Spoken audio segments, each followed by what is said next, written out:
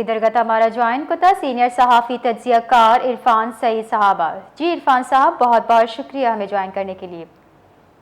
عرفان صاحب، جیسے کہ آپ جانتے ہیں پاکستان نے کافی سالوں سے جو ہے وہ افغان مہاجرین کی مہمان نوازی کی ہے، اور اب جو ہے وہ افغانستان میں قدرے حالات ٹھیک ہو چکے ہیں، تو حکومت پاکستان کی جانب سے جو ہے وہ افغان مہاجرین کے انخلاء کا سلسلہ بھی جاری ہے۔ آپ کیا سمجھتے ہیں کہ جو ہے وہ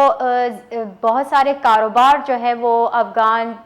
باشندوں کے جو ہے وہ یہاں پہ ہیں، اور ان کاروبار کے جو ہے وہ ختم ہو جانے سے مقامی لوگوں پہ کیا اثرات مرتب ہو سکتے ہیں، اس حوالے سے آپ کیا کہیں گے؟ دیکھیں جی، جس طرح آپ نے شروع میں بات کی کہ پاکستان نے تقریباً گزشتہ 5 دہائیوں سے ہمسایہ برادر اسلامی ملک افغانستان کے جو افغان باشندوں کی، افغان مہاجرین کی جو مہمان نوازی کی ہے، اس کا جو عرصہ ہے 5 دہائیوں سے بھی زیادہ ہے۔ تو ہم سمجھتے ہیں کہ اس وقت جو صورتحال بارڈر پہ جو ہے، اور اس وقت گورنمنٹ، آپ نے خود کہا کہ افغانستان گورنمنٹ ابھی بڑے اپنے آپ کو دنیا میں ریکگنائز کرانے کے لیے بڑی جدوجہد کر رہی ہیں، اور وہ مختلف ممالک سے رابطے میں ہیں، تو وہ حالات بھی سٹیبل ہیں بقول افغان گورنمنٹ کے۔ وہ ایشور کروا رہے تمام دنیا کو کہ ہمارے ملک میں ابھی حالات نارمل ہو گئے ہیں۔ افغان جو عبوری حکومت ہے طالبان کی، تو وہ بہتر انداز سے اپنے لوگوں کو سرو کر رہی ہے۔ تو میں سمجھتا ہوں کہ اب وقت آ گیا ہے، اور پاکستان یہ گزشتہ کافی عرصے سے یہ کہہ رہا ہے کہ پاکستان سے جو افغان مہاجرین کے جو انخلاء ہے وہ ہونا چاہیے، باعزت طریقے سے ہونا چاہیے، اور یہ پاکستان نے ہمیشہ سے یہی پالیسی اپنائی ہے کہ باعزت طریقے سے ان کا انخلاء ہونا چاہیے۔ ان کو ڈیڈ لائن دی گئی، لیکن اس کے باوجود بھی کچھ یہاں پہ جو ہے افغان گورنمنٹ نے بھی اس پہ سیریس نہیں اسٹیپ اٹھائے، اور وہ اب تک یہیں پر ہے۔ تو جو ہماری جو ریسنٹلی جو بارڈر پہ جو کشیدگی ہوئی ہے، اس سے آپ اندازہ لگا لیں کہ افغان گورنمنٹ اب سٹیبل ہے، اور نہ وہ سٹیبل ہے بلکہ اب وہ ہمسایہ ممالک کے اندر بھی مداخلت کرنا شروع، اور اس ہمسایہ ملک کے خلاف کر رہی ہے جس کے عوام کی پاکستان نے 50 سال تک اپنی سرزمین پر ان کی مہمان نوازی کی، انہیں کھلے دل سے تسلیم کیا، لیکن آج افغان حکومت جو ہے وہ انڈیا کے ساتھ مل کر جو پاکستان کے خلاف ایک گہری سازش کر رہی ہے، اور جس طریقے سے یہاں پر جو حالات کو خراب کرنے کی سازشیں کی جا رہی ہیں، اور جس طریقے سے افغان سرزمین کو پاکستان کے خلاف استعمال کیا جا رہا ہے، تو یہ اب کسی سے ڈھکی چھپی نہیں ہے۔ تو اب پاکستان کو بھی اس پر سنجیدہ سٹیپ اٹھانے ہوں گے، اور ہم سمجھتے ہیں کہ گورنمنٹ آف پاکستان نے ایک بہت اچھا، اور یہ بارڈر ٹینشن سے پہلے کی بات ہے کہ اس وقت سے ہم پاکستان کا یہ موقف ہے کہ افغانستان میں اب ایک حکومت آ گئی ہے، افغان حکومت خود اپنے لوگوں کو ایشور کروا رہی ہے کہ ہمارے حالات بہتر ہو گئے ہیں، تو اپنے لوگوں کو وہ واپس بلائے، اور ان کے وہاں پہ باعزت روزگار اور باعزت ان کی آباد کاری کے لیے اقدامات اٹھائے۔ تو پاکستان کا بھی یہ موقف ہے، کیونکہ ہمارے پاس اس وقت، آپ نے جس طرح ابھی بات کی کہ ہمارے پر کیا اثر پڑے گا، ہمارے پر دیکھیں اس وقت ہماری اکانومی میں بہت زیادہ جو انفراسٹرکچر میں جو صورتحال ہے، اس وقت ہمیں بہت سی چیزوں کا مشکلات کا سامنا ہے، ہاسپٹلز ہیں، آپ کے جابس کی ہے، اسی طرح باقی جو آبادی کا جو بڑھتا ہوا ایک جو رجحان تھا، اب یہ افغان ریفیوجیز اب شہروں میں آ کے بسے ہوئے ہیں۔ گزشتہ آپ دیکھیں نا 50 سالوں 40 سالوں کے دوران کتنے ریفیوجیز اس وقت پاکستان کے مختلف شہروں میں آباد ہیں۔ تو یہ ایک اضافی برڈن تھا پاکستان پر، اور پاکستان کا بڑا اچھا یہ فیصلہ تھا۔ میں سمجھتا ہوں کہ انڈیا جو آج کل بہت زیادہ افغان طالبان حکومت کا بہت خیر خواہ ہے، تو ہم تو کہتے ہیں کہ انڈیا بہت بڑا ملک ہے،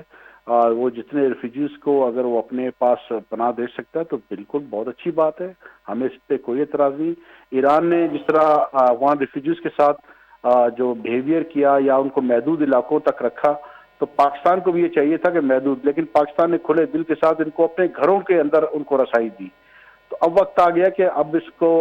فوری طور پر حکومت بھی اس پہ اب ایکشن لے،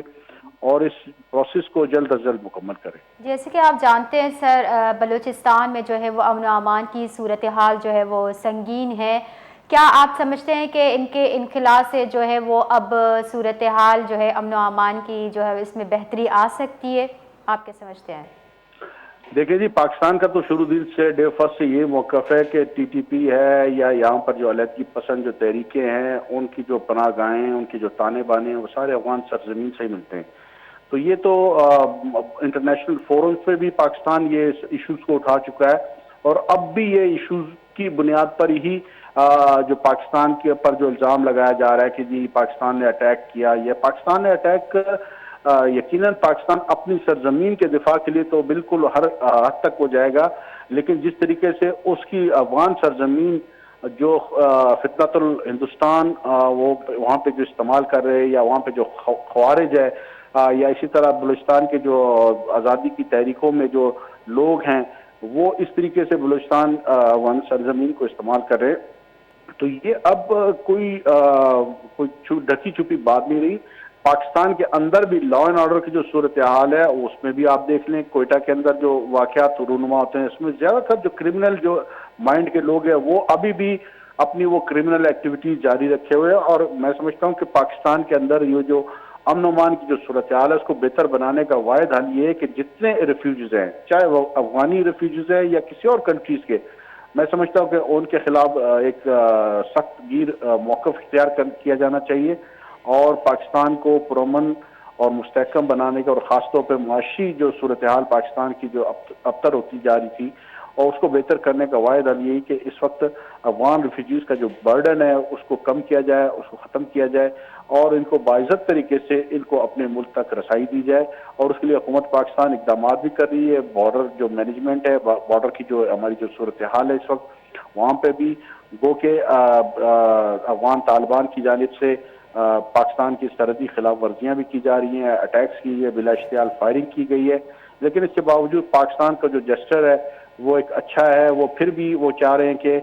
ان کے لوگوں کو ان کے اپنے ملک میں جانا چاہیے، اور ہماری جو سرزمین ہے ہم اپنی سرحدوں کی حفاظت کرنا اچھی طرح جانتے ہیں. تو پاکستان کا یہ موقف ہے کہ وہاں سے سرحد پار سے دراندازی جب بند ہوگی تو یقیناً پاکستان میں بھی حالات قدرے بہتر ہوں گے. جی بہت بہت شکریہ ہمیں جوائن کرنے کے لیے.